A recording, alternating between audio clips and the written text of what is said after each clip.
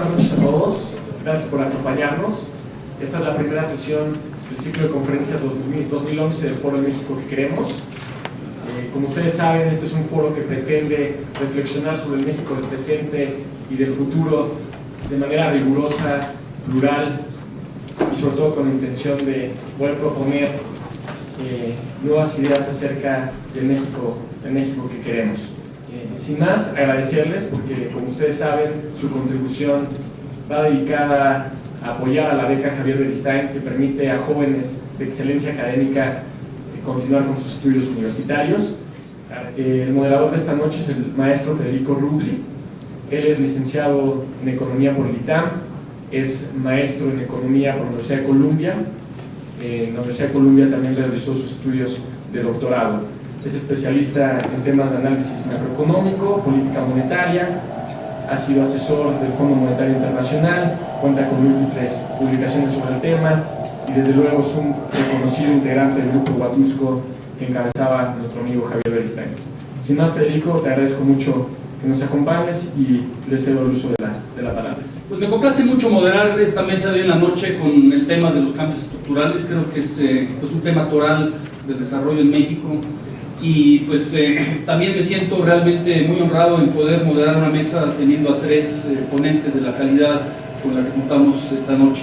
Todos ellos, como mencionó Alejandro, con gran experiencia en estos temas.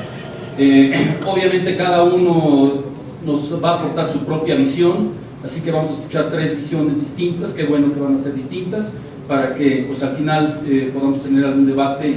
Así que pues por apellido vamos a empezar con el maestro Rolando Cordera Campos, a quien pues me complace mucho presentarlo, porque pues además somos ya muy buenos amigos y colegas y compañeros de hace muchos años, sobre todo los encuentros en el grupo Huatusco, ¿no?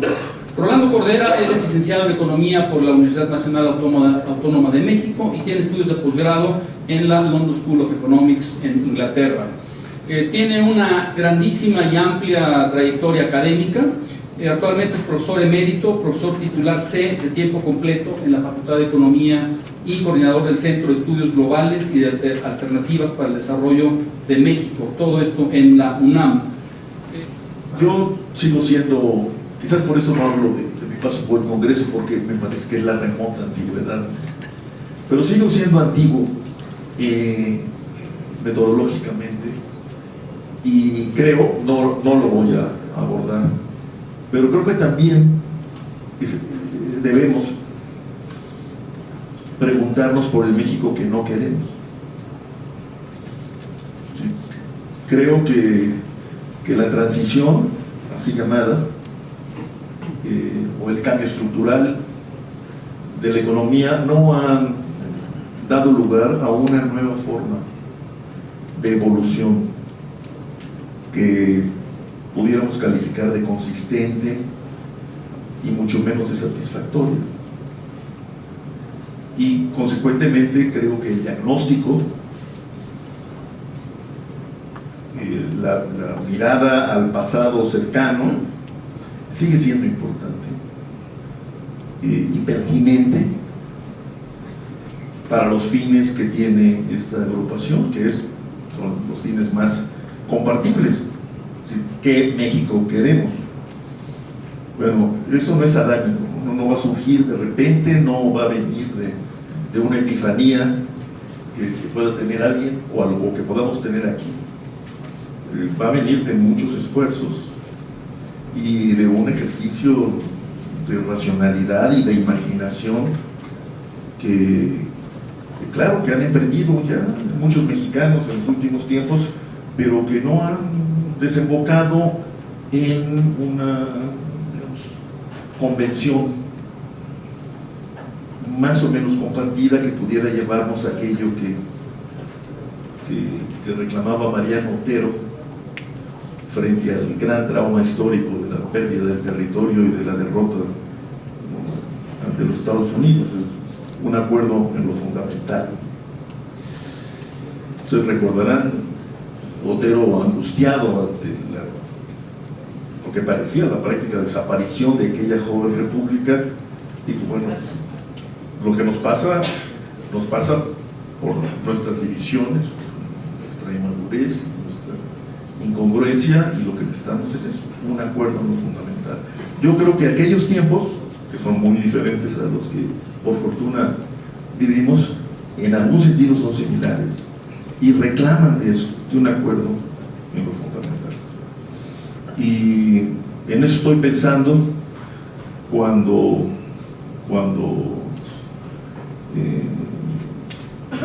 busco alguna manera de cumplir con los 10 minutos, pero Federico me haga el favor de apuntarme, y al mismo tiempo cumplir pues con mi cometido, ¿no? Que es involucrarnos en algún juego de ideas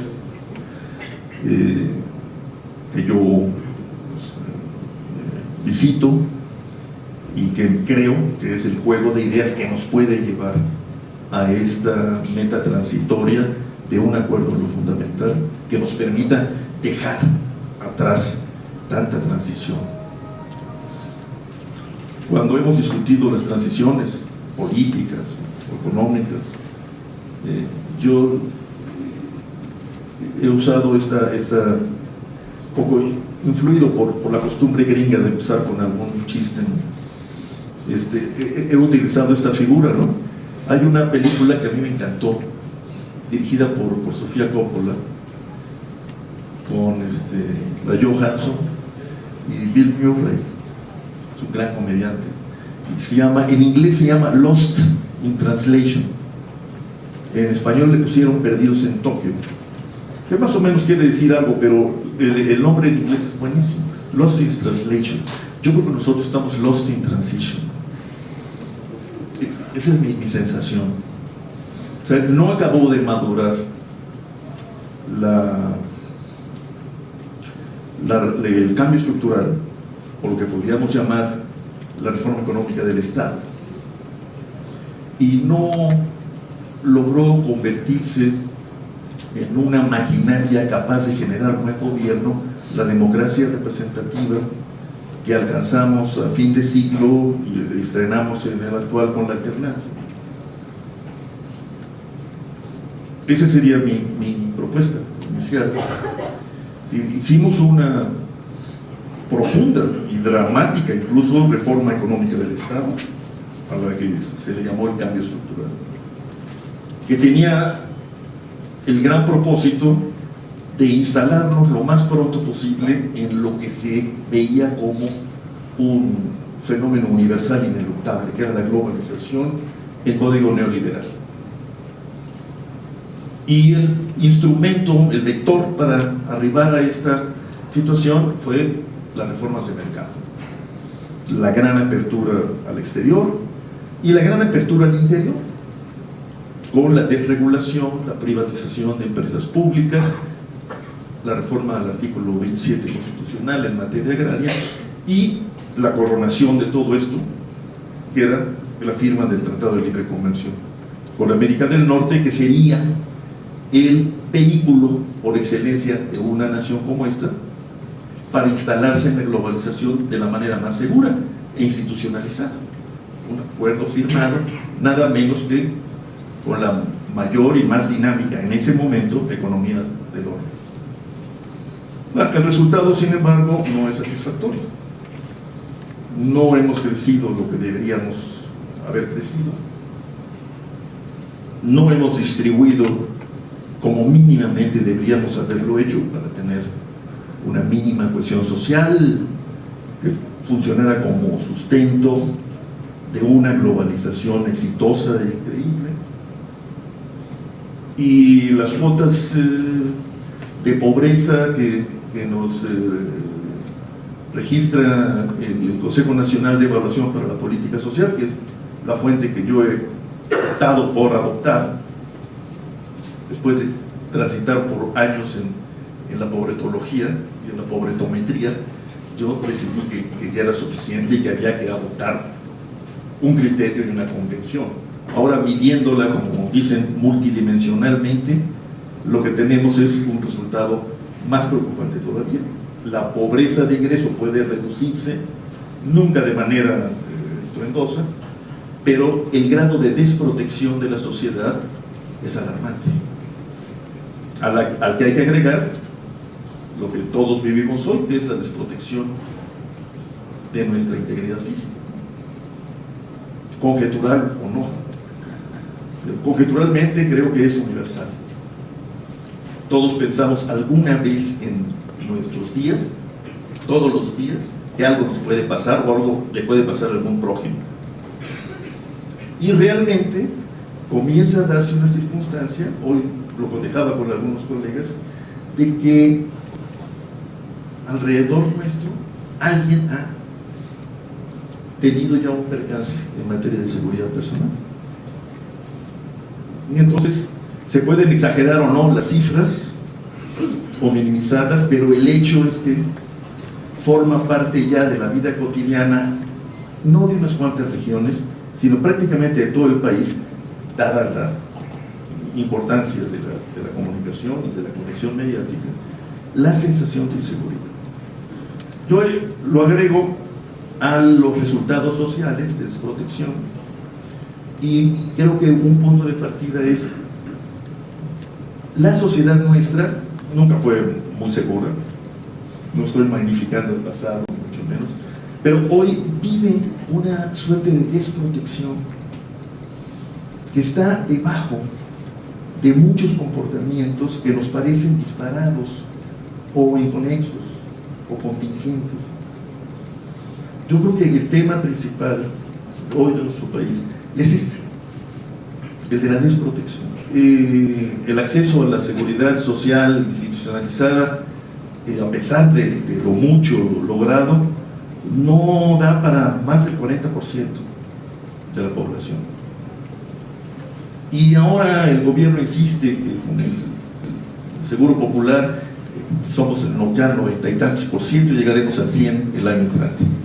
No quiero cansarlos con eso, es una discusión que hay que tener, importante, técnica y conceptual, pero con cualquier criterio y sobre todo con sentido común tendríamos que convenir en que no se pueden sumar las cuestiones de esta manera. No es el mismo grado de protección el que ofrecen los sistemas de seguridad social que conocemos, e insiste, Fuerzas Armadas, banqueros, bancarios, con lo que se llama el Seguro Popular. Hay ahí toda una tarea por hacer para tener una idea mejor de lo que estamos haciendo ahí y preguntarnos si en efecto la ruta escogida es la más adecuada. Yo me temo que no es así y que perdimos la oportunidad que hay que recuperar de plantearnos el tema principal del momento, que es el de crear un Estado de derechos que alcancen a los derechos económicos, sociales y culturales garantizados por el Estado a partir de la Constitución y de las leyes reglamentarias. Es decir, que tenemos que llegar a una especie de estado de bienestar, independientemente de si o no el estado de bienestar ha perdido pertinencia en donde se constituyó a principios de la segunda posguerra. Nosotros no hemos tenido un estado de bienestar, y nuestra demografía y nuestra sociología apuntan en el sentido de que la única manera de ir creando una sociedad segura y mínimamente protegida es por la vía de la creación de un régimen de garantías de acceso universal a los derechos económicos y sociales. Y eso quiere decir estado de bienestar, independientemente de la ingeniería institucional que podamos convenir. Como todos ustedes saben, pues tiene diferentes opciones. No es lo mismo el National Health Service, el National Health Service canadiense, ¿no? Y desde luego no es lo mismo la infortunada reforma del presidente Obama y el régimen francés de bienestar y seguridad social. O sea, que para escoger tenemos en mucho, para copiar de nada, porque no hay que copiar, ¿no? Hay que tratar de adaptar más que de adoptar.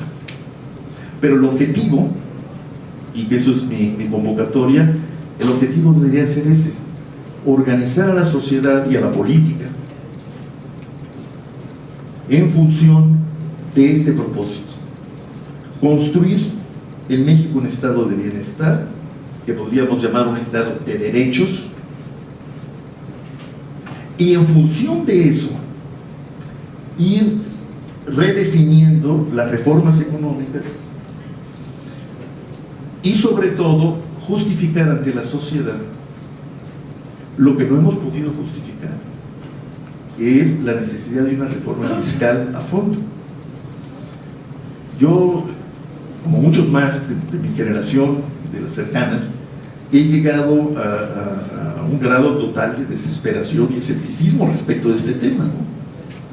Y pienso que lo que nos ha faltado es convencer a la sociedad de que vale la pena contribuir en vez de pagar impuestos, es decir, recuperar la vieja noción, que era contribuir a los gastos del Estado.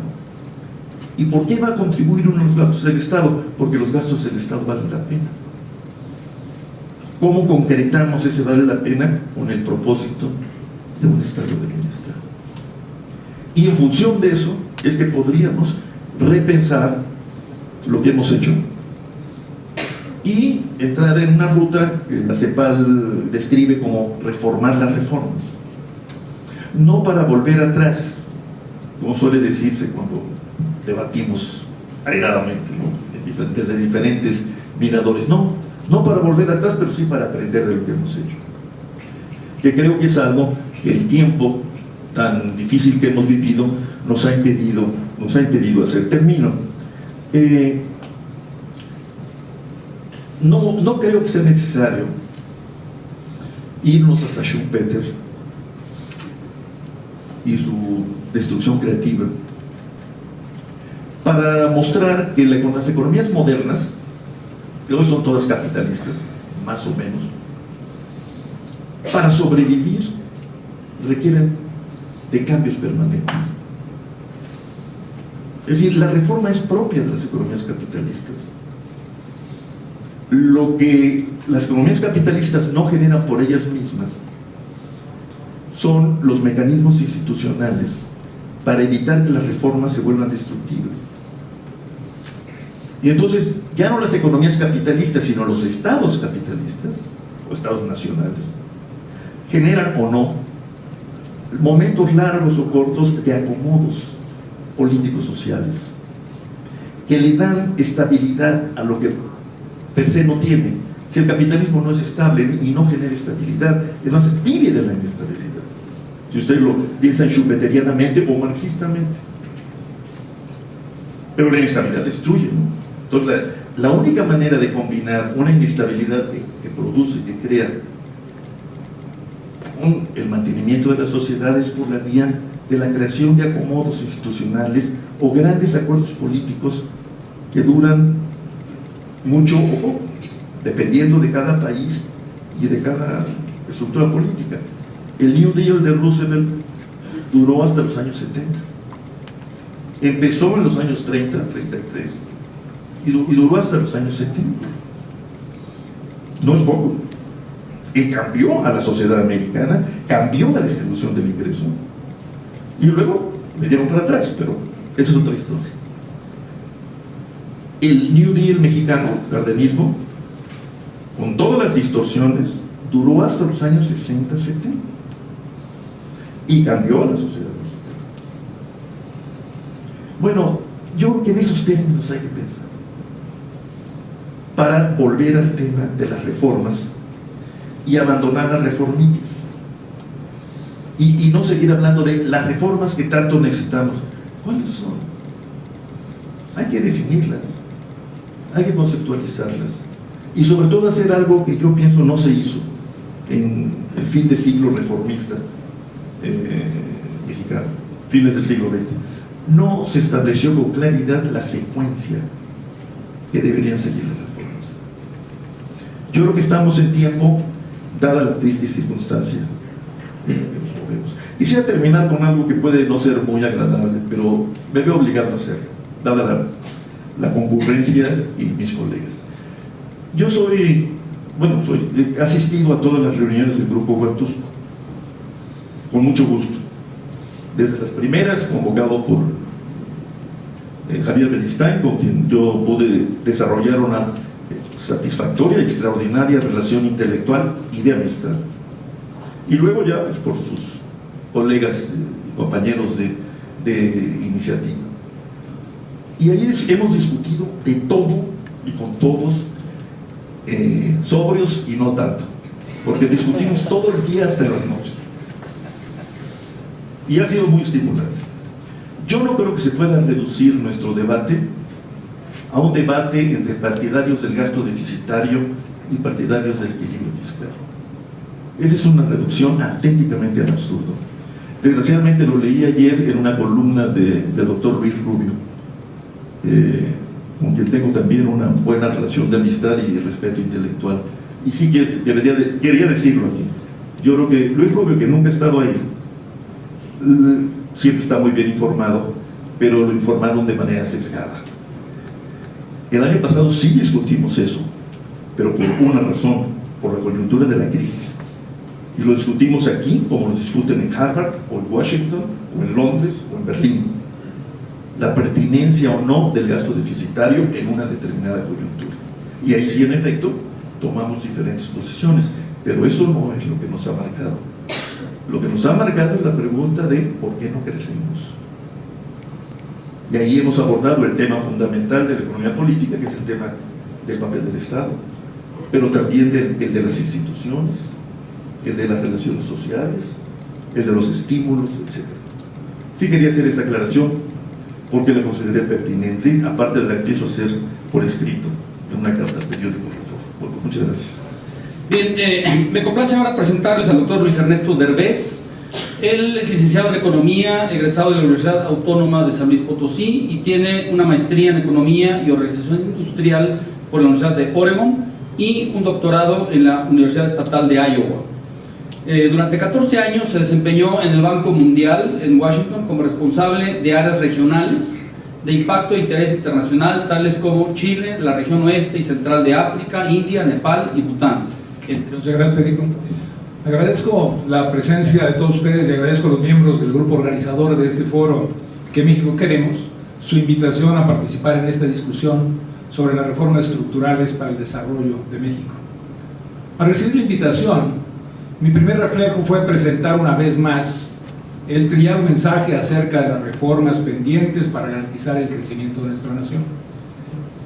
Sin embargo, al recordar las fallidas celebraciones de los inicios de nuestra independencia y revolución ocurridas el año pasado, consideré pertinente presentar a ustedes algunas reflexiones sobre lo que a mi juicio se necesita verdaderamente para construir un país en el cual la equidad y el crecimiento económico vayan mano a mano a favor de todos los mexicanos. Espero que mis reflexiones estén a la altura del honor que me han concedido de invitarme a participar en este foro. Al celebrar 100 y 200 años de los inicios de las gestas que nos dieron geografía e identidad como nación, los mexicanos deberíamos haber estado orgullosos de nuestra herencia histórica, pero sobre todo deberíamos haber estado orgullosos y ver con confianza nuestro futuro como nación. Pero no fue así. A medida que se desarrollaba el año de celebraciones, nuestra desazón y sentimiento de incertidumbre por el futuro que nos espera creció. Las celebraciones del 15 de septiembre y 20 de noviembre dejaron en nosotros mal sabor de boca. Los discursos vacíos, los ostentosos fuegos artificiales organizados por extranjeros sin conocimiento de nuestra historia, las blandas descripciones de nuestras gestas en pantallas gigantescas y los desfiles y actos deportivos dispendiosos pasaron en su mayoría desatendidos por la gran mayoría de los mexicanos. Estas festividades patrias, que debieron ser tan especiales para nuestro sentido de nación, provocaron en muchos mexicanos desdén hacia los espectáculos organizados por nuestros gobernantes. Peor aún, el miedo ante la inseguridad que asola a nuestra nación nos convenció que el futuro que nos depara la actual realidad nacional será peor que el pasado que nuestra historia nos legó. Los festejos y su celebración no ayudaron a definir el nuevo pacto social que México requiere para transitar exitosamente este siglo XXI. Un pacto social que actualice aquellos elementos que nos dieron nuestras gestas de independencia en el siglo XIX y de revolución en el siglo XX. Un pacto social que, tomando la herencia de nuestros héroes patrios, renueve el sentido de equidad y justicia social que se perdió a lo largo del periodo 1970-2010. Un futuro como nación que nuestra clase política se niega a otorgarnos por su mezquindad en anteponer intereses personales y partidistas a los intereses de la nación y sus habitantes. Para la mayoría de los mexicanos, el país en que vivimos no refleja la grandilocuencia de nuestros representantes políticos.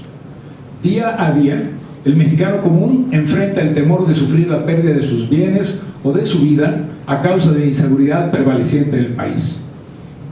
Día a día, la mayoría de nuestros jóvenes enfrentan preocupados los retos del siglo XXI a causa de un sistema educativo que les margina de competir exitosamente ante jóvenes de otras nacionalidades.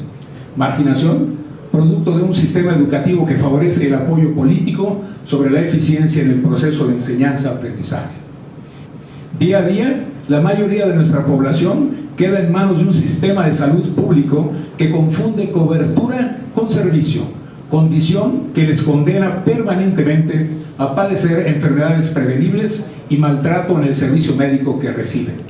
Día a día, México se rezaga en la competencia internacional que caracteriza el siglo XXI por el impacto que todo lo anterior provoca en los índices de competitividad económica de los que tanto hablamos quienes tenemos como profesión la economía. ¿Por qué sorprendernos entonces de que en ese año tan emblemático muchos de nuestros compatriotas añorasen el American Dream? Como si fuera algo positivo, funcionarios públicos, expertos y políticos ensalzan el ingreso de remesas del extranjero, cuando quienes conocemos de economía sabemos que su magnitud refleja la magnitud del fracaso de las políticas económicas aplicadas desde los años 70 del siglo pasado hasta nuestros días. A todos los niveles del ingreso, el mexicano sueña con integrarse a una nación en la que, aún sufriendo maltrato, piensa que obtendrá un mejor futuro que en la suya propia. Nos regocijamos de contar entre nuestros compatriotas a varios de las personas más ricas del mundo, pero ¿de qué nos sirve tenerlas al lado de una de las peores distribuciones mundiales del ingreso? Discutimos hasta el cansancio la necesidad de reformas estructurales de segunda generación, cuando en realidad no hemos ni siquiera aplicado correctamente las de primera generación. Veamos si no. La apertura económica dejó como producto mercados oligopólicos tanto en sectores dominados por el sector privado como en aquellos dominados por el sector público. La reforma fiscal mantiene dependiente de las exportaciones del petróleo a la estabilidad de las finanzas públicas. Peor aún, no fue capaz ni de simplificar ni de modernizar la estructura fiscal que padecemos los mexicanos. La reforma del sector público dejó leyes que promueven el equilibrio fiscal al tiempo que permite incrementos en el tamaño de la burocracia, ineficiencia en el gasto público, gasto, no inversión, y el crecimiento del tamaño del sector público en la economía. Las tareas de Estado complican la vida diaria de todo ciudadano. La reforma financiera, aunque evitó que México padeciera una crisis en 2009, no logra fomentar la asignación óptima de recursos financieros para el crecimiento en nuestra sociedad. La reforma política recién aprobada ha dejado un gobierno incapaz de aplicar acciones en beneficio de la ciudadanía y un sistema partidista en donde la falta de competencia efectiva permite a sus miembros defender impunemente sus intereses particulares en lugar de velar por los intereses de la población que dicen representar. Ante esa realidad, nadie que se respete como economista puede afirmar que en México se ha aplicado cabalmente una verdadera revolución neoliberal en los últimos 20 años. Más que tener sus bases en el neoliberalismo, el programa aplicado desde 1988 las ha tenido en lo que llamamos el neocuatachismo. Yo, como la mayoría de ustedes, estoy convencido de la necesidad de completar las reformas de primera generación y de profundizarlas con reformas al sistema laboral, al fomento de la competencia económica, a la estructura y funcionamiento de los sectores energéticos y de telecomunicaciones y sobre todo al sistema de educación nacional. Sin embargo, hoy considero que más importante que seguir hablando de esas reformas, lo que México necesita es que todos nos impongamos el realizar en lo personal y en lo colectivo una reforma cultural. Reforma que nos reintegre a nuestras raíces de solidaridad social, perdidas a lo largo de estos años de capitalismo inescrupuloso que hemos aplicado en México desde el final de los años 80 del siglo pasado. Reflexionemos, pues, ¿dónde perdimos el rumbo como nación? Yo sostengo que fue en el momento en el cual perdimos el concepto de solidaridad social con libertad individual. Quienes nos dieron independencia pensaron en un pacto social en el cual la solidaridad era el eje central del quehacer de gobierno. Desafortunadamente, los enfrentamientos entre liberales y conservadores que definen nuestra historia a lo largo del siglo XIX nos condujeron irremediablemente a una dictadura que por 30 años privilegió el progreso económico y no el desarrollo social. México avanzó hasta que la desigualdad social, producto del modelo que privilegiaba producción sobre desarrollo, estalló en la revolución que definió el nuevo pacto social que nos gobernó desde 1930 hasta 1970. Sin definir explícitamente ese pacto social, a cambio de mantener el poder político, los gobiernos de la época sesgaron los resultados económicos a favor de quienes les proporcionaban la capacidad de mantener el poder en la sociedad: los trabajadores, los profesionistas universitarios y los pequeños y medianos empresarios.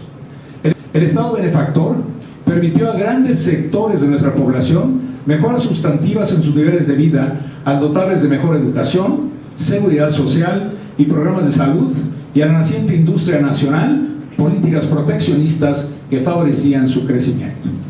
Podemos caracterizar el pacto social de esos años como uno cuyo propósito era promover el crecimiento de la clase media urbana, pasando el costo a la población campesina que recibía a cambio programas asistencialistas. La clase media urbana creció en número e importancia dentro de nuestra sociedad mediante empleos bien remunerados que le permitía al ciudadano común aspirar a mejoras sustantivas en niveles de vida, a lograr una participación creciente en las decisiones de mercado y a contribuir, si bien no políticamente, sí económicamente, en la definición del país que se transformaba. Es cierto que la mayoría de los mexicanos no teníamos acceso a la participación democrática de la que hoy gozamos, pero teníamos acceso a definir con nuestro patrón de consumo el México que deseábamos para nuestras familias. Esta capacidad de consumo, combinada con el desarrollo de programas sociales progresistas para su época y la participación del sector público en inversiones que mejoraban la infraestructura del país, condujo a un México en el cual las condiciones de vida de las mayorías mejoraban, aún en un ambiente en el cual el sistema político impulsaba la concentración del poder político en unas cuantas manos y la corrupción impulsaba la concentración del poder económico en otras cuantas. A pesar de estos defectos, los mexicanos compartíamos la visión de nación, unos por creer en ella, otros por estar satisfechos con ella, pero la compartíamos como población y respaldábamos de manera explícita a los unos e implícita a los otros las acciones aplicadas por los gobiernos en turno. La prosperidad, aunque no distribuida equitativamente, llegaba a las mayorías, y por ello los mexicanos mayoritariamente aceptábamos el papel del gobierno en la economía y en la política. Existían grandes inequidades. Los pobres permanecían invisibles para la mayoría de la sociedad, como lo muestra esa gran película de Buñuel, Los Olvidados. La discriminación era evidente. Nuestros indígenas eran condenados a soportarla sin capacidad de participar en las decisiones sociales. Pocas mujeres se atrevían a soñar con una mayor participación en la vida económica fuera de su papel de amas de casa, pero todos soñábamos con un México en el que paulatinamente el crecimiento y prosperidad, producto de las políticas públicas de la época, diluirían dichas discriminaciones. Los mexicanos estábamos orgullosos de serlo. Tras 35 años de relativo éxito, nuestros gobernantes fueron incapaces de entender que ante una población que crecía aceleradamente, las políticas proteccionistas y la falsa concepción de soberanía sobre nuestros recursos naturales llevaban al sistema económico hacia su parálisis y al sistema social hacia su quiebra. Tras 35 años, la llamada atonía económica destruyó el pacto social tan cuidadosamente construido. Tal como lo enfrentamos hoy, El reto en 1970 era la construcción de un nuevo pacto social bajo el cual el Estado continuara funcionando como el proveedor de equilibrio social, garantizando educación y salud para todos, al tiempo que la economía de mercado permitiese al sector productivo mejorar tecnológicamente y promover la empresa individual. Al sustituir el modelo de proteccionismo por uno de economía cerrada, control gubernamental y empresas públicas, el gobierno del presidente Echeverría inició la destrucción del pacto social que privilegiaba el crecimiento de una clase media basada en la libertad individual, sin sustituirlo por otro que reconociera a la persona como el eje del desarrollo nacional. Los recursos fiscales fueron insuficientes, conduciendo a un endeudamiento que derivó en la primera crisis financiera de 1976 y en el inicio de la destrucción de esa clase media que era el sustento del pacto social postrevolucionario. Inundado en recursos petroleros y acceso al financiamiento internacional, el presidente López Portillo cayó presa del mayor pecado que podemos cometer los humanos, la soberbia. Creyendo que sería el redentor del país, su soberbia aceleró la destrucción del antiguo pacto social postrevolucionario, sustituyéndolo con la imposición de un modelo estatista que acabó con el concepto de solidaridad y libertad individual que nuestra sociedad necesitaba para su equilibrio social y político. El engaño, la corrupción y el nepotismo definieron esos años en todas las manifestaciones de política económica y social aplicadas en la época. La nueva crisis financiera de 1982 demostró que el estatismo no representaba el pacto social que México requería. El costo de este aprendizaje fue desmesurado y aún hoy nos agobia. Los gobiernos posteriores han privilegiado políticas públicas que anteponen el equilibrio financiero al desarrollo del sector real de la economía. La incapacidad de estas políticas para generar el empleo que nuestra población demanda empeoró la distribución del ingreso en nuestra sociedad y terminó de destruir la clase media que con tanto esmero habíamos creado en los años pre-1970. Confundiendo apertura económica con inserción ordenada en la globalización, que permite a muchas de nuestras empresas acceder a grandes oportunidades de mercados, riqueza y desarrollo tecnológico, las políticas de estos años llevaron a la disminución de los salarios por medio de la población, ahora clasificada como clase media, creo yo equivocadamente incluso en un libro reciente, una clase que perdió la capacidad para definir a través del consumo el México que los mexicanos deseábamos tener al finalizar el siglo XX. En el año 2000, la alternancia política abrió en México la posibilidad de definir un nuevo pacto social en el que la solidaridad fuese el centro de esa nueva nación que forjaríamos juntos todos los mexicanos. Las expectativas desatadas no correspondieron a la realidad. El gobierno del presidente Fox no fue capaz de definir el nuevo pacto social que nos engrandeciera como nación. En lugar de aplicar políticas públicas que condujeran a la reconstrucción de una nación de verdadera clase media, al mantener políticas públicas cuyo sustento eran las medias reformas económicas mencionadas previamente, llevó a una situación en la que la desigualdad y los oligopolios prevalecieron y los programas asistencialistas se multiplicaron. La falta de empleos formales reflejó claramente la incapacidad de estas políticas para servir como sustento de un nuevo pacto social que combinara democracia política con democracia económica. La nación se convirtió en una nación de emigrantes, a los que se llamaba héroes nacionales. Habiendo sido participante directo del proceso, puedo afirmar que lo que ganamos en democracia lo perdimos en solidaridad.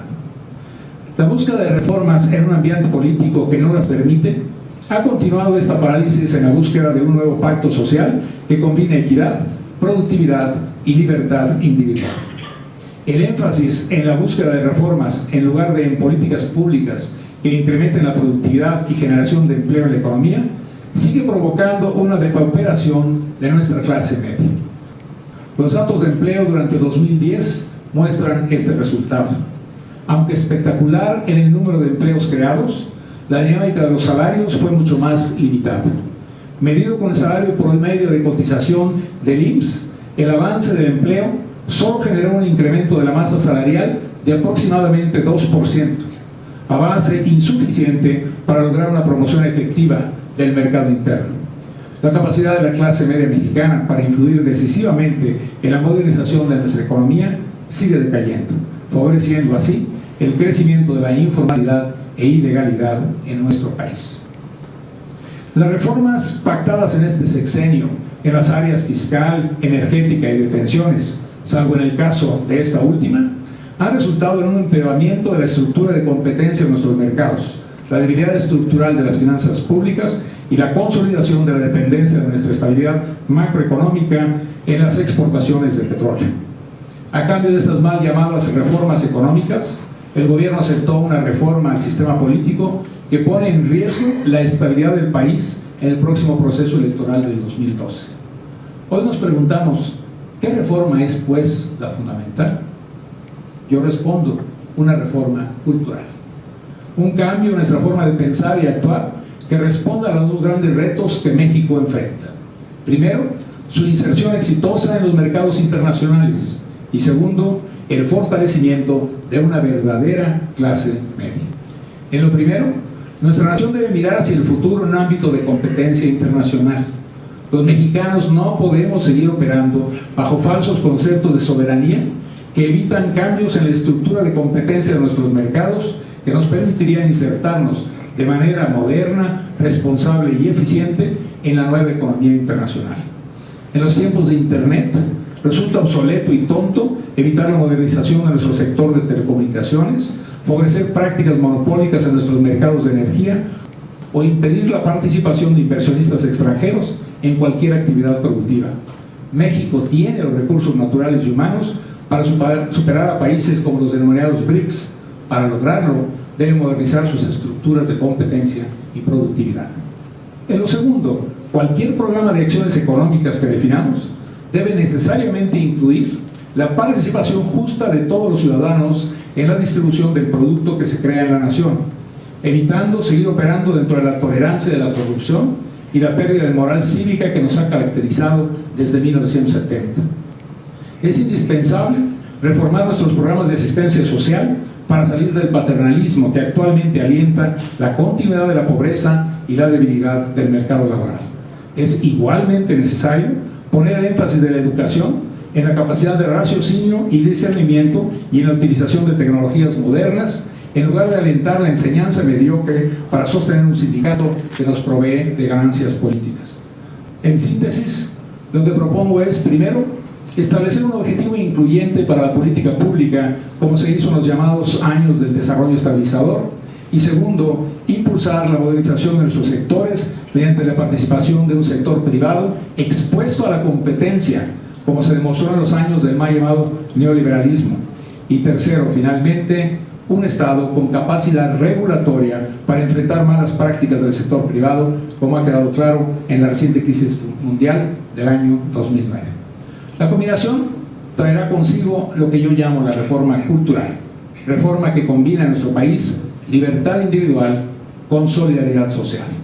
Esta es la visión que se perdió a partir de los gobiernos que han manejado nuestra nación desde 1970, la visión de solidaridad social con libertad individual. Esta es la reforma que debemos aplicar. Muchas gracias.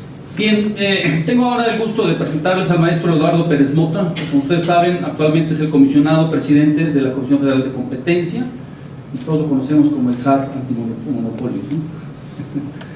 Bien, Eduardo Pérez Mota tiene una licenciatura en Economía por el ITAM, una maestría en Economía y Estudios de Doctorado en la Universidad de California en Los Ángeles, la UCLA. Su carrera inicial la tuvo muy vinculada en áreas del comercio internacional, lo cual lo fue perfilando para esta actual tarea que está desempeñando ahora.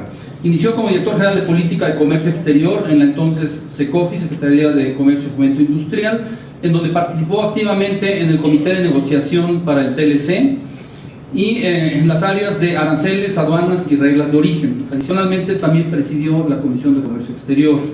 Posteriormente, en la misma SECOFI, ocupó el cargo de Director General de Política Industrial y posteriormente en la Secretaría de Hacienda fue el coordinador de asesores en la Subsecretaría de Ingresos.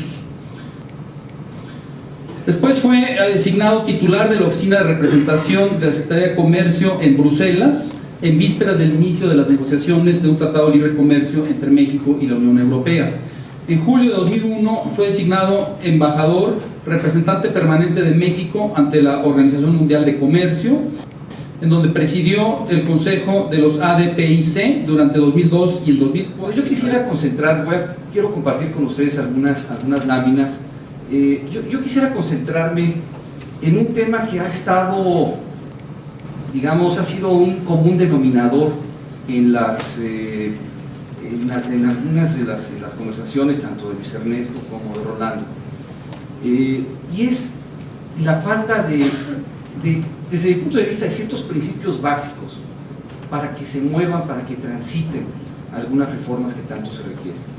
Primero, realmente el problema de competitividad y la necesidad de hacer reformas en México es algo que, pues yo diría sin temor a equivocarme, que ha sido incluso hasta sobrediagnosticado. Aquí tenemos algunos ejemplos de algunos libros, algunos del Foro Económico Mundial, del IMD en Lausanne, en Suiza, de la OCDE, del propio grupo Huatusco, del Consejo Coordinador Empresarial, del Banco Mundial, del Senado, del Instituto Mexicano de la Competitividad, en fin, hay una gran cantidad de diagnósticos y yo creo que todos los que estamos en este salón podemos decir, o dar una buena lista, una lista muy nutrida de reformas que quisiéramos ver para encontrar el país en el que todos queremos vivir. Sin embargo, pues toda esta riqueza de diagnósticos realmente no se ha visto operacionalizada, digámoslo así, a través de reformas que hayan dado a luz de manera integral. O sea, realmente, usted esto mencionaba de pasada la reforma al sistema de pensiones, de hecho es una de las más acabadas. Toda la parte de competencia a través de la apertura comercial, yo creo que también ha sido una reforma amplia que empezó desde mediados de los 80 a través de la primera liberalización unilateral y luego toda la colección de tratados de libre comercio. La de pensiones es del 97, la fiscal, bueno, lástima, desafortunadamente no nos acompaña hoy, no nos pudo acompañar Arturo Fernández, pero yo recuerdo muy bien haber compartido con Arturo el trabajo en la reforma fiscal de 1980, que quizá fue la que creó el IVA, fue la que creó el concepto de ingreso, fue quizá una de las reformas más importantes que se han llevado a cabo, y fuera de eso no ha habido cambios significativos en materia fiscal. En telecomunicaciones, bueno, empezando con la privatización de Telmex, historia que todos conocemos, y la reforma, digamos, de telecomunicaciones en 96, la de Telmex viene de 90, la reforma energética que empezó por ahí del 93 con la reforma al 27, la de competencia que empezó en 93, que creó la Comisión Federal de Competencia, y en 2006 una reforma importante, la otra que era una reforma realmente de primer mundo, que era la que se nos quedó en diciembre del año pasado. En materia de transporte, realmente a partir de principios de los 90 no ha habido mayores cosas, y perdón, aquí hay un error, pero realmente, de hecho en mi lámina está vacío tanto la laboral como educativa. Entonces la pregunta es, bueno, si ya entendemos qué hay que hacer, pero las cosas no caminan, esas reformas están ahí paradas, y llevamos muchos años discutiendo el tema. Yo creo que este fracaso realmente se debe fundamentalmente a si pasamos a la siguiente, por favor, a una resistencia realmente eficaz de los intereses creados. O sea, yo creo que hay alguien detrás de todo esto, no es una cuestión fortuita, anecdótica, en fin, yo creo que en el fondo hay grupos de interés que se están beneficiando del status quo y que son de alguna forma los que están logrando a través de distintos mecanismos parar todas estas reformas que todos conocemos y que han sido reconocidas ampliamente por diferentes grupos, tanto académicos, privado, público, nacional, internacional.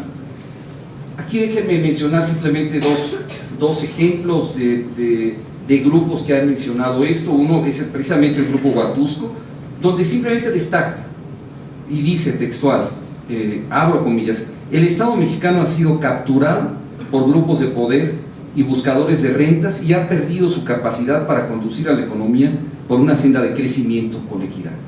Esa fue una de las pocas conclusiones claras que yo recuerdo.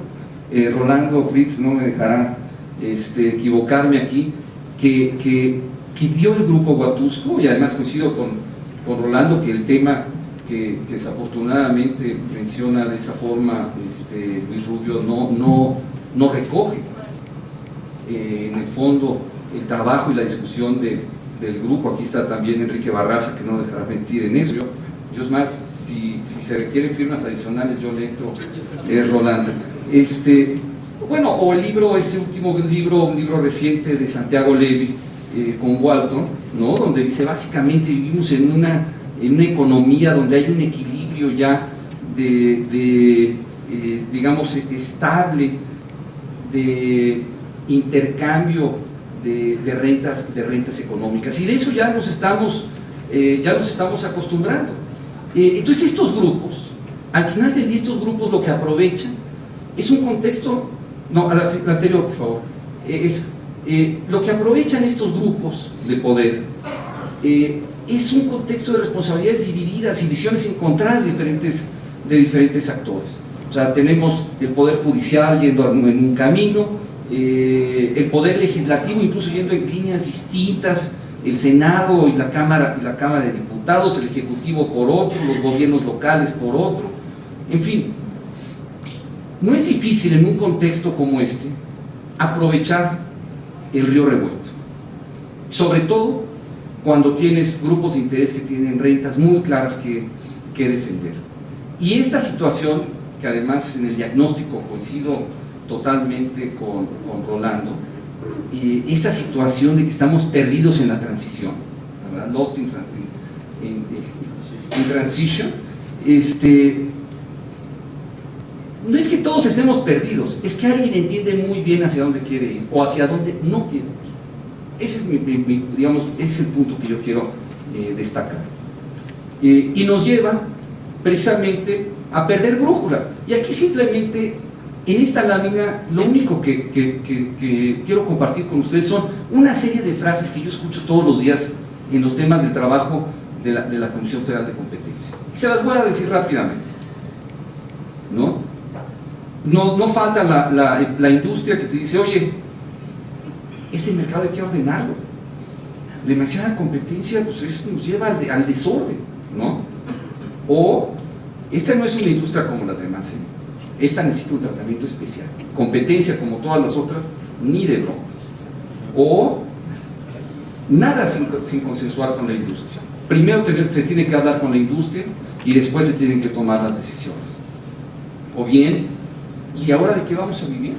Si ahora tengo que competir, ¿cómo lo voy a hacer si en esta industria viene de mis padres, de mis abuelos, y ahora sí quieren que desaparezca?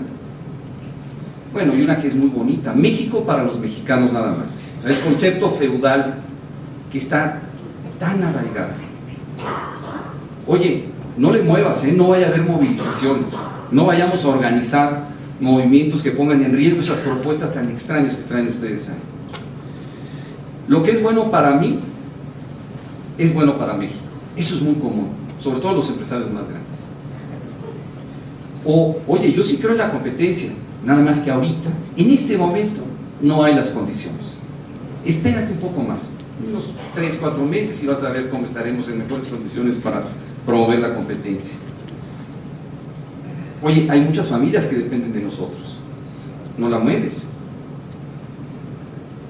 Entremos a la competencia, pero que no sea competencia ruinosa. Eso me recuerda un poco aquel artículo tan famoso de Enrique Krause, ¿no? Ya cuando le metemos adjetivos al término competencia, cuidado. De entrada hay que verlo con cuidado. Y la última, ¿no? Me llevo mi inversión a otro lado. O sea, no le muevan. Si quieren que yo siga con mi dinero aquí, que yo arriesgue, quiero las reglas que me beneficien. Son frases bastante comunes, ¿eh? O sea, la verdad es que las escucha uno todos los días en la comisión. Y de hecho abundan ejemplos grandes, pequeños, de estancamientos o retrocesos por ese tipo de confusiones, que son confusiones que se están generando, no son confusiones fortuitas, Déjenme darles algunos ejemplos donde se aplican algunas de estas frases, o de ahí donde hemos escuchado estas frases. ¿Por qué no ha avanzado la tercera cadena de televisión? Oye, es que no hay nada que se pueda hacer sin consultar o sin concertar con la industria, ¿no? Así, siempre vamos a tener dos, uno con el 70% del mercado de televisión abierta y el otro con el 30%, y así seguiremos. O bien, en el tema de inversión extranjera fija, inversión extranjera en la telefonía fija. Oye, ahí el principio es: lo que es bueno para mí es bueno para México. Y sí, y platiquen con el Congreso. Sí, le entramos a la inversión extranjera, a la reforma que permite inversión extranjera en la telefonía fija, siempre y cuando haya reciprocidad. Entonces el Congreso debe estar más preocupado por los consumidores italianos que por los consumidores mexicanos. El Congreso de México, ¿no? Esa es muy bonita también. El tema de slots de los aeropuertos. Aquellas empresas que antes eran entrantes, que querían participar y que peleaban por los slots, y que ahora ya son incumbentes, ¿no? Dicen: oye, que haya competencia sí, pero no ruinosa.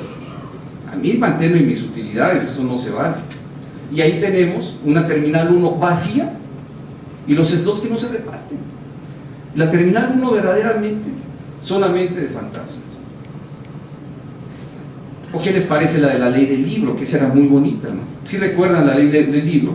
Que ahora considera, prohíbe los descuentos en las librerías y considera que las empresas que hagan descuento pueden ser sancionadas. Esa es la ley del libro. ¿Y cuál era el argumento? Oye, es que esta no es una industria como todas, esa es una industria especial. Entonces tiene que haber precio único, ¿por qué no? Y déjenme terminar con el reglamento de tortillerías, que lo encuentras en todos, bueno, no en todos, pero en una gran cantidad de municipios, ¿no? Y el argumento es que hay que ordenar el mercado. ¿Y qué es lo que hace?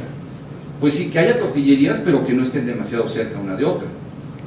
O, ¿sabes qué? Que no sé, eso de distribuir tortilla en bicicleta o en motos, no, pues eso es mucha competencia, no la mueves. Deja que estén alejadas una de otra, y entonces que al consumidor le cueste trabajo realmente comparar precios y tener opciones de competencia, ¿no? Y ahí lo vemos, en cantidad de municipios en diferentes estados de la República. Yo creo, y con esto quiero terminar, o sea, de manera muy sencilla, y si quieren ustedes hasta puede parecer simplista, yo creo que lo que necesitamos es trabajar no en qué se tiene que reformar, tenemos que trabajar en ciertos principios básicos que cualquier reforma deba cumplir. Y yo me concentraría en 3 principios muy sencillos, muy fáciles. Uno, que te define el porqué o el objetivo, y 2, que te definen el cómo.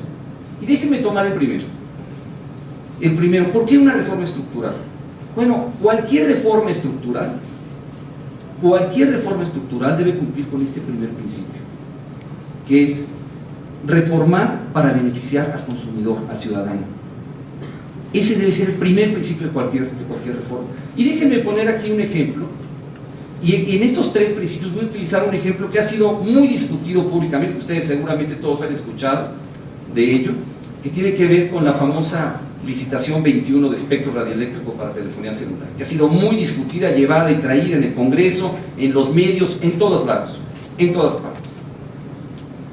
Una de las discusiones de esa licitación fue: oye, es que parte del espectro se vendió muy caro y otra parte se vendió muy barato. Entonces el objetivo no debe ser beneficiar al consumidor, entiendo yo. El objetivo debe ser que recaude el Estado, que recaude Hacienda. Bueno, entonces perdimos el objetivo. Si el objetivo es beneficiar al consumidor, necesitamos que haya más operadores en este mercado. Y la telefonía celular no es precisamente un mercado que se distinga por ser un mercado en gran competencia. Primero, la penetración no es tan grande como en la mayoría de países de América Latina, y además está creciendo menos, a pesar de que es un mercado que ha crecido enormemente, a pesar de ello. A nivel internacional no andamos muy bien. Los precios, en precios no andamos muy bien. Pero el rendimiento de estas empresas, el EBITDA de estas empresas es el más alto de los 50 países que menciona Merrill Lynch en el Global Competition, el Global Telecommunications Matrix, ¿no? Y México es el país más concentrado de todos sus 50 países. Partiendo de ahí, ¿cuál era el objetivo aquí de la Comisión de Competencia? Oye, que haya más competencia. Si el precio de la telefonía celular está 32 puntos arriba, porcentuales arriba, en México, arriba del promedio de la OCDE, bueno, aquí tenemos en estas gráficas, en ese histograma, simplemente 4 ejemplos muy sencillos. ¿Qué pasaría con los precios si los precios después de esta licitación bajaran un punto porcentual? Bueno, si bajan un punto porcentual, esa diferencia de precios que tanto se ha discutido, que si fue una ganga, que si no, esa va para los consumidores en 2 años. Por esos 5,000 millones de pesos se van a los consumidores en 2 años. Más de 4,500 millones de pesos se van a los consumidores vía precios. Eso sí baja un punto porcentual. Ya no digamos si baja 5 puntos porcentuales. 5 puntos porcentuales en 10 años nos lleva a ahorros para los consumidores de 50,000 millones de pesos. De eso estamos hablando, y ese tipo de confusiones que vemos todos los días. El primero, entonces, buscar reformas que beneficien al consumidor, no que beneficien la recaudación, para tomar este ejemplo de la licitación 21. Segundo, en la siguiente lámina, ¿cómo diseñar estas reformas? Bueno, yo creo que es muy fácil.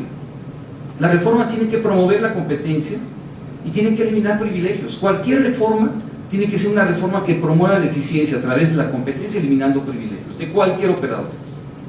Y déjenme tomar de nuevo el ejemplo de la licitación 21. Así como ven en esta parte central de esta lámina, así estaba distribuido el espectro antes de la licitación. Vean nada más. Tenías una empresa que tiene casi el 75% del mercado, con 59 MHz, esa es la región 9, que es la región más importante, es la Ciudad de México. Bueno, la segunda, en términos de espectro, o sea, tiene una cantidad enorme de espectro, 57, tiene menos del 4% del mercado.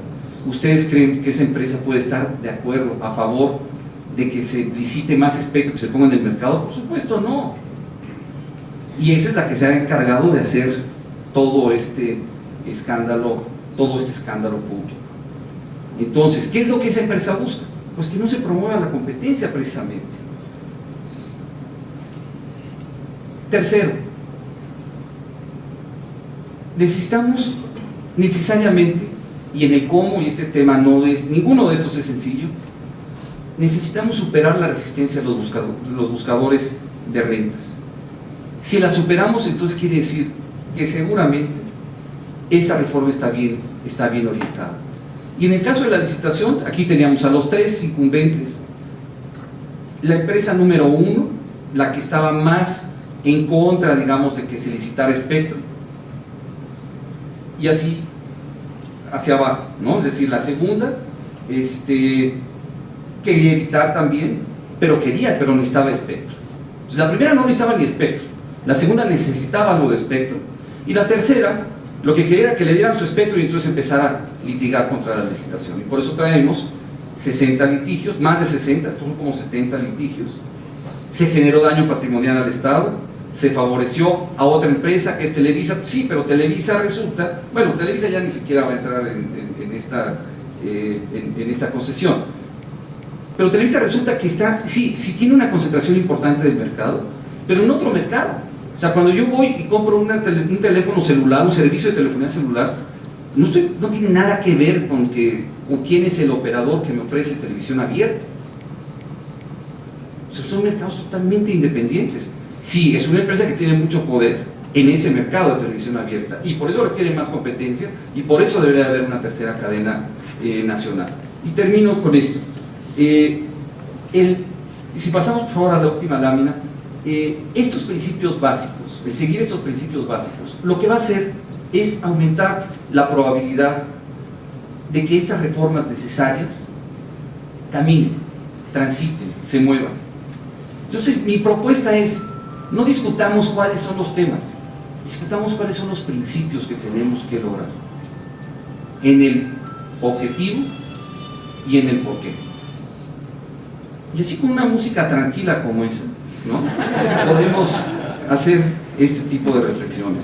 Entonces, buscar reformas que todas ellas protejan al ciudadano, al consumidor, al usuario. Segundo, que promuevan la competencia y que vayan en contra de los privilegios. Y tercero, necesitamos superar esa resistencia, no es menor, esa resistencia no es menor. O sea, hay pocos, pero muy grandes operadores que se están beneficiando precisamente de encontrarnos perdidos en la transición. Muchas gracias.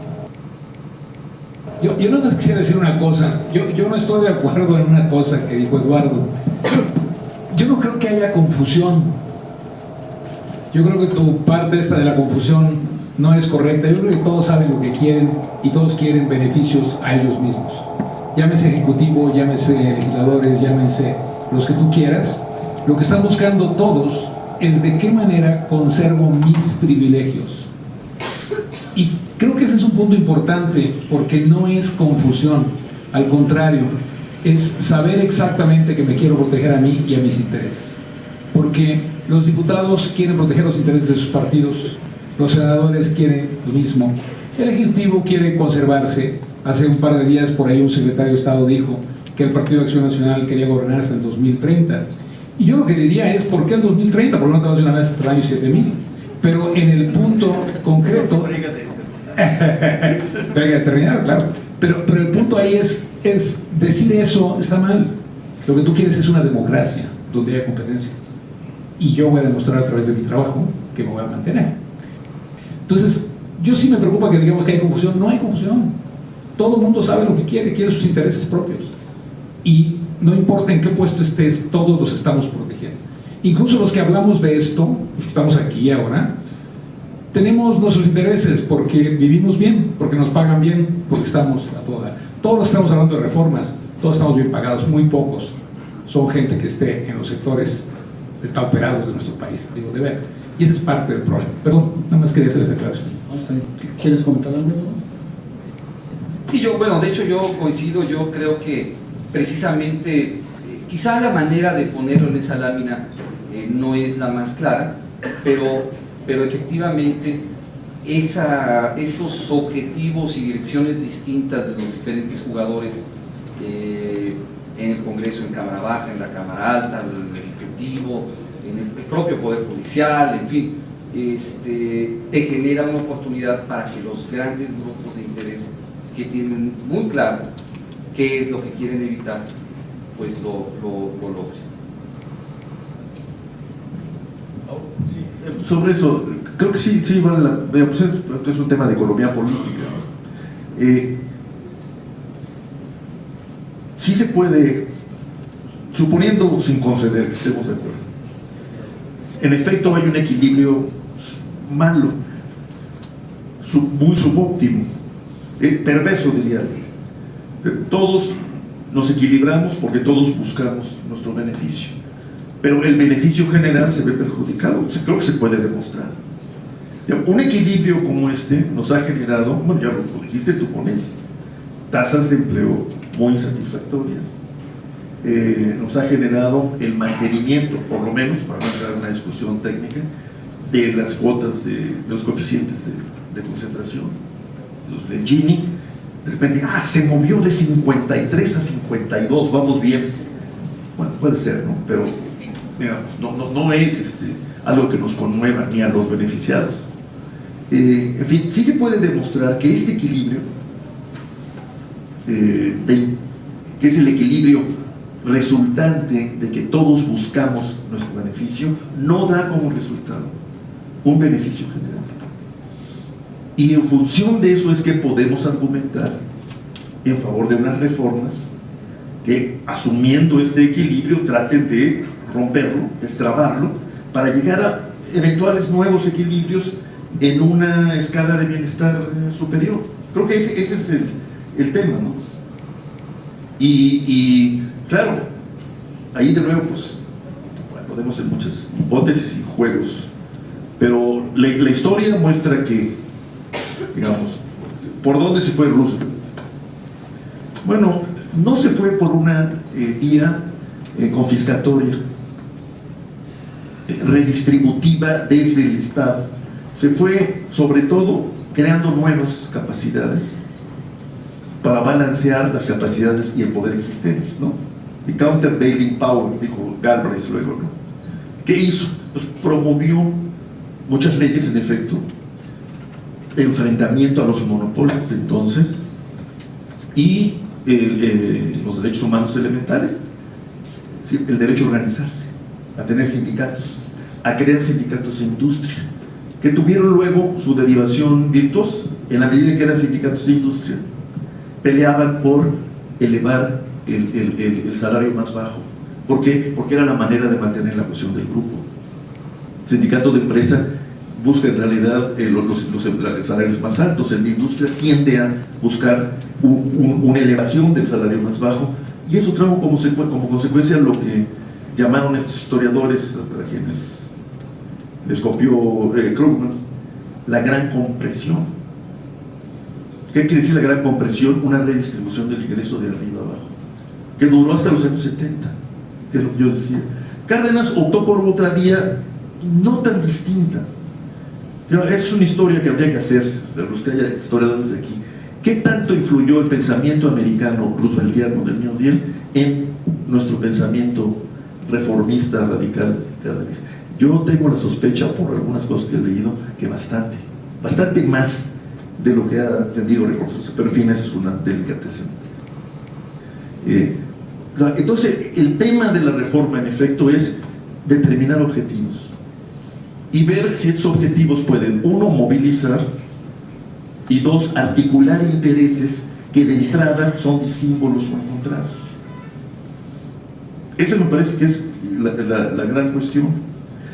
Yo creo que los objetivos de cualquier política pública, como le llaman, o de cualquier legislación, o mayores, siempre se determinan políticamente. ¿Sí? ¿Por qué? Porque nosotros queremos que se determinen políticamente por la vía democrática, porque eso es lo que hemos logrado, y no queremos regresar a que los determine un grupo autodesignado como iluminado. Queremos que se determinen por la vía de la política democrática, abierta, participativa. Y luego viene el tema de la instrumentación, que ya no corresponde a la determinación política, sino a la asunción de las restricciones que nosotros cultivamos, ¿no? Esa sería la combinación en la que había que lograr. Yo creo que el objetivo principal para mí, Ernesto le llama la reforma cultural, me recordó a Gramsci. Gramsci en los años 30, un gran marxista italiano, creo que el gran pensamiento renovador del socialismo del siglo XX fue él, duró poco, se murió. Hablaba de una reforma intelectual y moral como condición para salir del entrampamiento del que no salió Italia, sino hasta que fue derrotada en la Segunda Guerra. Y yo compartiría esa idea. Sin embargo, creo que habría que, yo lo pondría al revés, yo creo que el objetivo es una gran reforma social del Estado, que es la que no hicimos. Y creo que la única manera de luego revisar la reforma política que sí hicimos, y la reforma económica que también hicimos, pero que no rindieron los frutos esperados. Pero solamente decir una reforma social. Y a partir de esta reforma social como objetivo, plantearnos el tema de la reforma cultural o la reforma intelectual y moral o los mecanismos de competir, ubicándolos como vectores, como vehículos o como instrumentos. Esa sería mi reacción. Bueno, creo que hay argumentos prima facie, como dicen los abogados, en favor de una reforma social. No funciona el sistema que tenemos. Se rompió. Aquella solidaridad vislumbrable, en realidad, se rompió, por diferentes razones, ¿no? No entremos en este momento. Y hay que recuperarla y convertirla en un valor moderno. Yo digo que solamente por la vía, esa es mi convicción, de un estado de bienestar, como gran objetivo.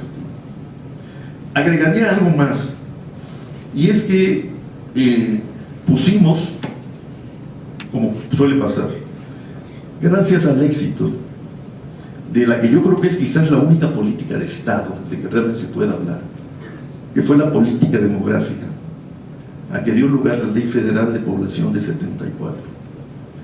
Esa política, junto con, claro, con grandes cambios de otro tipo, dio lugar a un descenso formidable en la tasa de fecundidad y luego en la tasa de natalidad. Y nos dio el México actual, ¿Cuál es el México actual? Muy alejado del México de aquellos años, el México de los niños, ¿no? Ahora este es el México de los jóvenes y de los jóvenes adultos. Con un agravante, sin embargo, que este México de jóvenes y jóvenes adultos, el famoso bono demográfico del que hablaba festivamente el presidente Fox, pues se está convirtiendo en un pagaré que no vamos a poder solventar, porque no ha habido empleo, ni hemos creado los excedentes mínimos necesarios para ampliar la base de la educación media, superior y superior, donde podríamos por lo menos tenerlos un rato. Ahora lo que tenemos es esta pléyade de jóvenes que o emigran, y ahora con mucha dificultad, o van al exilio interior, ¿no? Y el exilio interior en México se llama informalidad, e informalidad criminal. Un argumento más.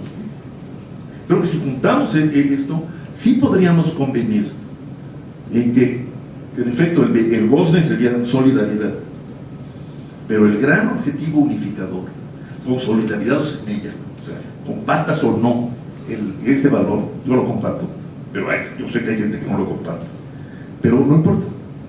El objetivo sería, sí, queremos un Estado que nos proteja, y la protección no puede quedarse en el guardián de la esquina, tiene que ir a lo social, porque eso es lo que estamos aprendiendo, sin forzar los términos. Donde más cayó el empleo formal el año pasado, fue en las ciudades que más se beneficiaron del cambio estructural, del TLC, las ciudades del norte. Y esa caída vertical fue acompañada de un ascenso casi vertical de la violencia criminal en esa ciudad. Para Rolando Cordera, es preguntarle cuáles son los ingredientes definitorios que vislumbra en ese estado de bienestar del cual nos han platicado. Y el señor Derbez, en qué consiste y cómo entrarle a esa reforma intelectual y moral a la que hace referencia. Y de pasada un comentario sobre los empleos formales perdidos en el norte. De hecho, es muy difícil que donde no tienen empleos formales los pierdan, como en el sur. Gracias. Sí, eso ¿qué quiere decir? Yo no sé qué quiere decir. Lo que sí sé es que donde cayeron más los empleos formales y coincide con un repunte de la violencia urbana es ahí donde los había, obviamente. Donde no los había, la situación es otra. Eso era todo lo que yo quería decir. Bueno, yo creo que el elemento definitorio, que es el que no tuvo el Estado benefactor al que se refería Luis Ernesto, que yo creo que en México nunca hubo un Estado benefactor. Lo que hubo fue como dijo Roger Hansen, a fines de los 60, una Alliance for Profits. No, más que una alianza para el progreso, una alianza para las ganancias. Y sí, una cierta redistribución, pero el estado de bienestar no lo hubo en México nunca. De todas cosas, porque sí es una apuesta equivocada. Que habría empleo formal creciente toda la vida. Y por esa vía, todos podríamos pagar el boleto de entrada del régimen de seguridad social que era de México. El boleto de entrada es contrato de trabajo. Eso en los 70s comenzó a mostrarse como pues, una hipótesis ilusoria, digamos, si no equivocada. Ahí comenzó esta nueva historia. Y por eso se estancó, relativamente hablando, el seguro social y por eso sus problemas financieros. Imaginemos un seguro social con un empleo formal creciendo al 4% al año o 5%. No habría problema financiero en el seguro social, técnicamente hablando. En fin, para mí el signo, precisamente el signo distintivo, para no entrar en una discusión de ingeniería institucional, que creo que es muy complicada, y habría que oír a los que, digamos, a los médicos, etc. Sería un objetivo claramente establecido de universalización de los accesos. Y por esa vía ir acabando con el régimen segmentado que tenemos. Unos en el seguro, otros en el ISSSTE, otros ahora supuestamente en el seguro popular y otros en la botica de la esquina, ¿no? Y el médico no recibido de las periferias urbanas, que quizás no sean unos cuantos, sino muchos, ¿no? Entonces, el signo sería universalización. Y Y eso pues nos llevaría, por ejemplo, a la discusión planteada por Santiago Levy hace unos meses, ¿no? ¿Cómo financiar eso? Bueno, él dice con impuestos generales, yo también. Él, sin embargo, pone énfasis en el IVA, yo no. Pero es otro nivel de discusión. La discusión, digamos, el objetivo sí es universalización en materia de seguridad, como lo entendemos nosotros, ¿no? Pensiones y atención médica, financiada por impuestos generales. Ahí empezaría yo, en términos de definición de objetivos. ¿Cómo llegar a un régimen propiamente dicho de esta materia? Todos sabemos que tenemos muchos problemas. ¿Por qué? Porque ha pasado mucho tiempo. Y unificar los servicios, para empezar, puede ser muy peliagudo. Ahí tendríamos que, bueno, pedir la fortuna de Maquiavelo y algún tipo de destreza mexicana, ¿no?, que ordenara diferentes visiones e intereses. No lo sé en este momento, ¿no? Pero sería una marcha relativamente larga. Pero si fuera guiada por un objetivo que nos diera lugar a un criterio de evaluación, ¿cuál es? ¿Avanzas o no en la universalización del acceso? Esa sería, me parece, la cuestión. Y obviamente estandarizar los servicios, ¿no?, progresivamente.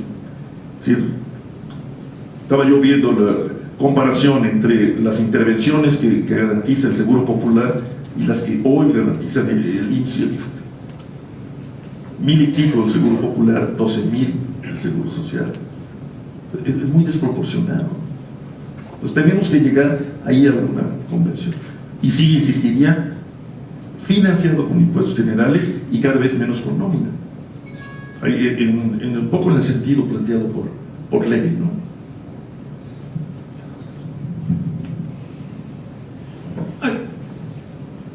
¿Cómo responder? Es complicado por lo siguiente, ¿sí? La primera pregunta que nos tenemos que hacer es ¿por qué el sistema educativo nacional, el mensaje que le manda a todos los mexicanos que se educan es que deben buscar ser los números unos y campeones y no preocuparse por los demás? Nuestro sistema educativo está sesgado hacia un individualismo que no es libertad individual, es libertinaje individual. Lo que les enseñamos a todos los jóvenes que estén aquí en cualquier universidad, no me preocupa cuál sea, la que yo presido, el PTAN o cualquier otra, no es verdaderamente el concepto de preocuparse porque haya un proceso de desarrollo en la sociedad, sino por un proceso de crecimiento en la sociedad. Y para mí eso es el principio de la falla de lo que estamos platicando. Lo que estamos aquí planteando es, sí debe haber un Estado solidario, benefactor, como le quieran llamar, Rolando, no me preocupa, pero el punto central es, debe respetar la libertad individual, es decir, no debe imponer criterios. Para que podamos hacer eso necesitamos educar con sentido social a la población. Y eso es desde la primaria, secundaria, desde el kinder, si queremos, ¿sí? Primaria, secundaria, temas. Entonces no es un proceso que se va a resolver en los próximos 2 años, es un proceso de 20 a 30 años. Cualquier reforma educativa la tiene que plantear uno con una visión de 30 o 40 años.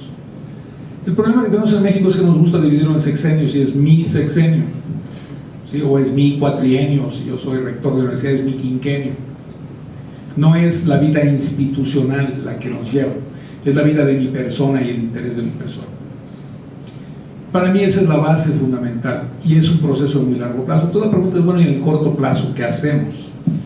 Primero, la reforma educativa para que tenga una serie de valores con este sentido. La segunda cosa que es muy importante es crear los incentivos en la sociedad. El otro día tuve en Roma una discusión con alguien que me decía que eso de los incentivos no funcionan. Bueno, no sé, pongan el nombre que quieran, a mí no me preocupa. Vamos platicando de esto que dice Rolando. Yo quiero poner impuestos, sí. Yo creo que debe haber un sistema que sea aceptado por todos, en donde haya progresividad en el impuesto al ingreso, que es lo que está planteando él, pero al mismo tiempo el que se estimule la inversión y el ahorro. Y eso es consumo. Por lo tanto, tenemos que buscar ese equilibrio entre el IVA y el impuesto al ingreso. Y al mismo tiempo tenemos que pensar lo que decían hace un momento: ¿cómo vamos a cobrar el capital? Aquí hay 2 preguntas fundamentales. Una persona que es hijo de un millonario ¿Tiene derecho por esa razón a quedarse con la fortuna sin pagar impuestos? ¿O la sociedad debería decirle, la oportunidad que te vamos a dar es que puedas competir con los demás? Pero te voy a dar una ventaja. Como tu padre, tu madre lograron ese exceso de capital, si queremos llamar así, te puedes quedar con él siempre y cuando lo uses en actividades productivas, en generar empleo, en generar crecimiento, aún si quieres en un estado de beneficencia individual con tu propia fundación. Pero lo que no podemos, creo yo, es aceptar que te quedes con todo tu dinero como Paris Hilton, para usar un ejemplo, y te dediques a gastarlo y desperdiciarlo de la manera que lo está haciendo esa mujer. Es decir, para mí sí existen formas que pueden cambiar comportamiento en el corto plazo y una sola que puede cambiarlo en el largo plazo. La sola es educación en el largo plazo, las otras son cómo cambio el sistema de, como le quieran llamar, incentivos o castigos en la sociedad para que me lleves a las conductas que creo que son importantes. Hace un momento se presentó aquí que lo único por lo que vemos, bueno, no estoy diciendo que lo diga así, Eduardo, pero que daría la sensación que es nada más porque beneficia al consumidor que tenemos que entrar en competencia. No es cierto, beneficia al productor, porque lo que permite es que la gente que tiene ideas, que tiene capacidad, puede entrar, competir y dar esa batalla en igualdad de circunstancias.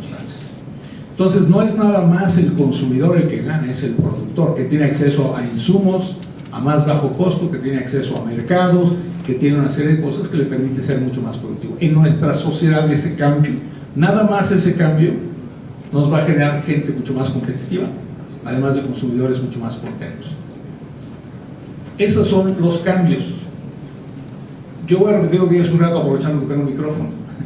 Lo único que me preocupa a mí es que digamos que no existe una igualdad e identidad de propósito en todos los que están ahorita controlando el sistema. Porque no existe. Porque no es nada más unos cuantos los millonarios que estamos platicando. Son todos los demás que les hacen el juego porque están interesados también en seguir teniendo sus propios privilegios. Serán pequeños o serán grandes, pero todos, y me incluyo en ellos, estamos preocupados por mantener nuestros privilegios. Tenemos que romper eso y decir cómo hacemos para que todos tengan igualdad de oportunidades. Mil discusiones, y ahí es donde yo sí realmente creo que si entramos a esa discusión diferiríamos lo que aparenta no ser diferente hasta ahorita entre Rolando y yo, que sería cómo llevarlo a cabo. Y ahí es la gran discusión del debate. Gracias. Pues tenemos tiempo para una última intervención, por favor. Aquí derechito. Ahí. Y perdonen, pero estamos sobre el tiempo, va a ser la última, por favor. Gracias, buenas noches. Mi nombre es Jesús Puente Treviño y quería hacer una par de preguntas, comentarios muy rápido, que van muy en línea con lo que comentó Eduardo.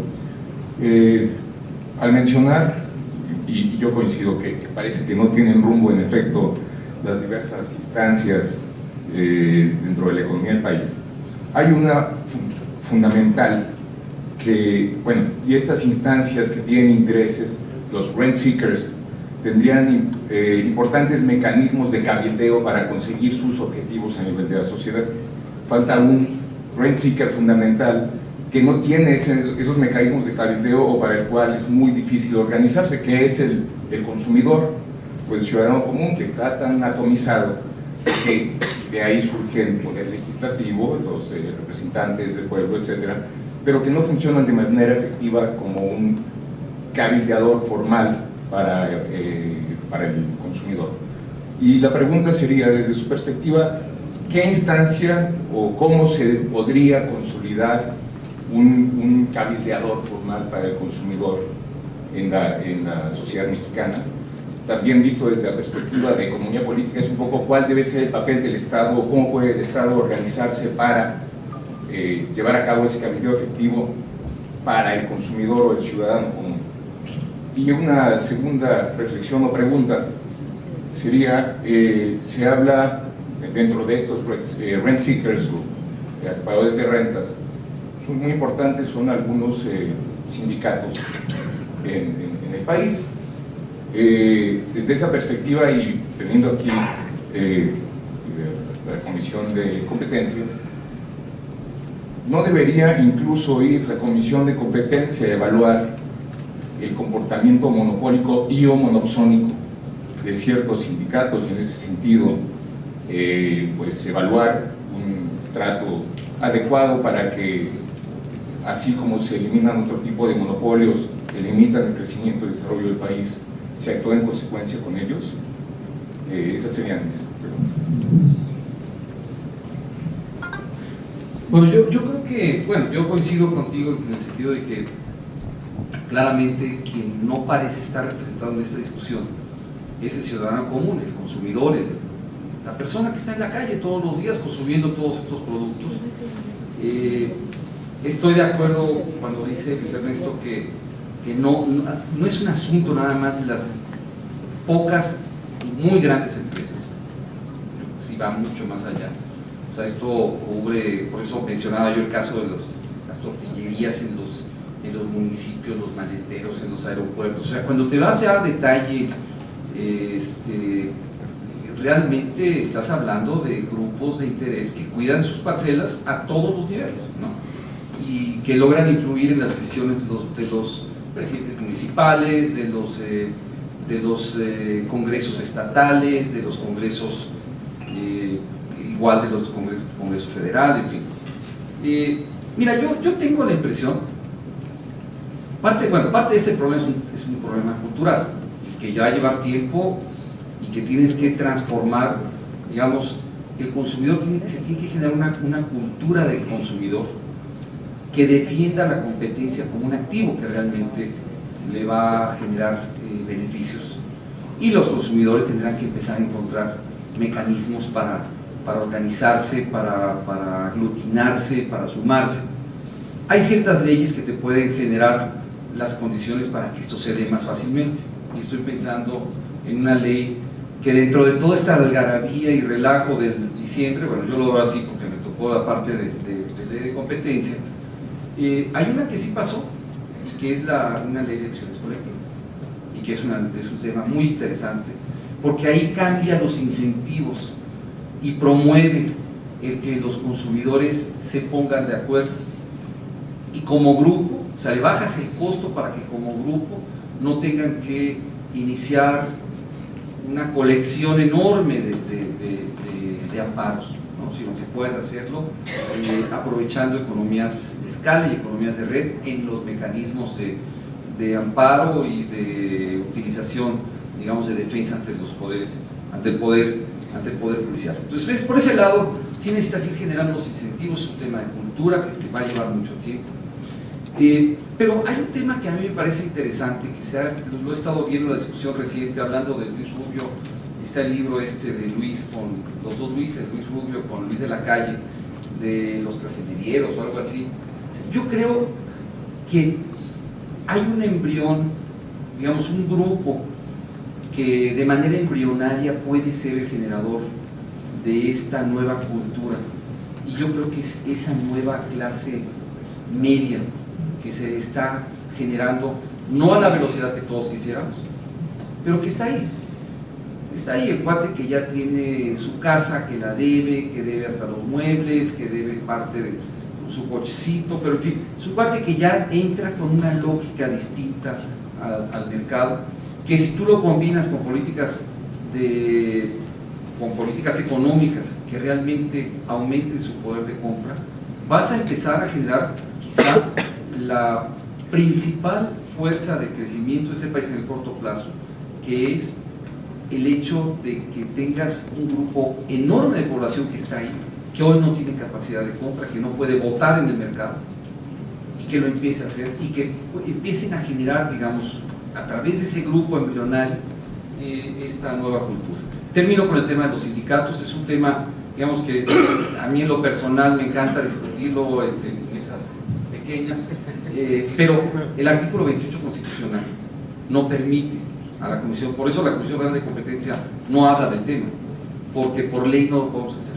O sea, el artículo 28 constitucional da una excepción a los sindicatos, que yo creo que tiene ciertas justificaciones, pero yo creo que también, y lo platico en una mesa un poco más pequeña como esta, yo creo que también requiere reflexiones muy serias, porque el tema de falta de competencia, sindicatos como el de educación, realmente está generando costos enormes para la sociedad.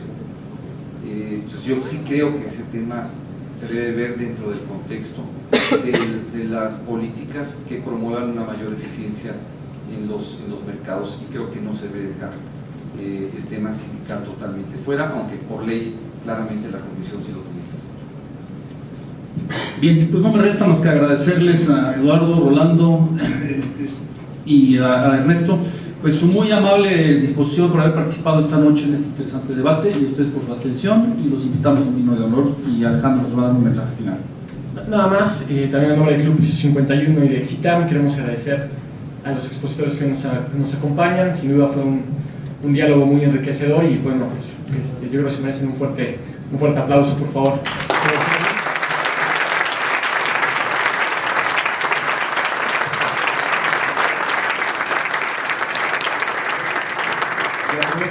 La posibilidad para mencionarles que al día de hoy, junto con esta reunión, estaremos llegando aproximadamente a los 90,000 pesos que van a la beca de Javier Beristain para seguir apoyando a estos muchachos.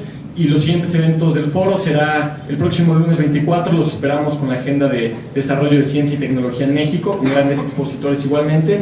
Y el lunes 31 abordaremos a detalle el tema de reforma fiscal. Una última invitación: atrás de ustedes pueden encontrar 2 maravillosos libros que lo que se recaude por su venta irá igualmente en su totalidad a la beca Javier Beristain. Son textos hechos por varios autores del Grupo Huatusco, vale la pena. Y por último, como mencionaba Federico, a su mano izquierda, al finalizar ese pasillo, les está esperando un vino de honor para que podamos seguir platicando ahí. Esperamos que nos puedan acompañar, y muchas gracias.